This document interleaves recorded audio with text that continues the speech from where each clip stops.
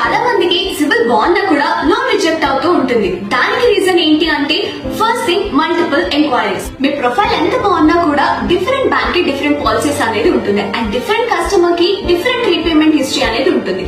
So దాన్ని match చేసుకొని మీ profile ఏ bank లో సూట్ అవుతుందో దానిలో లోన్ ప్రాసెస్ చేయాలి.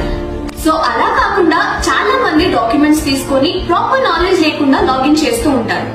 సో దాని వల్ల రిజెక్షన్స్ అనేది ఎక్కువగా అవుతూ ఉంటాయి and me profile A bank లో సూట్ అవుతుందో ఆ బ్యాంక్ కూడా రిజెక్ట్ చేసే ఛాన్సెస్ ఉంటాయి. మల్టిపుల్ ఎంక్వైరీస్ అనేది అస్సలు చేయొద్దు. And second thing address proof. మమ్మల్ని అప్రోచ్ అయ్యే చాలా మంది కస్టమర్స్ కి వాళ్ళు వర్క్ చేస్తున్న ప్రెసెంట్ దానికి అడ్రస్ ప్రూఫ్ ఉండట్లేదు.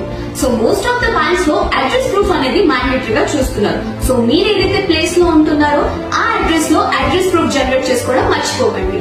And third thing proper documentation అనేది ఉండట్లేదు.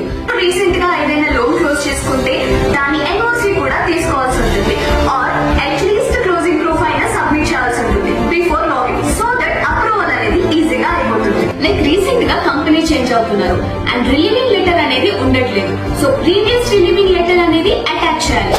సో మీకు కూడా ఫైనాన్షియల్ ప్రాబ్లమ్స్ ఉంటే మమ్మల్ని కాంటాక్ట్ అవ్వండి.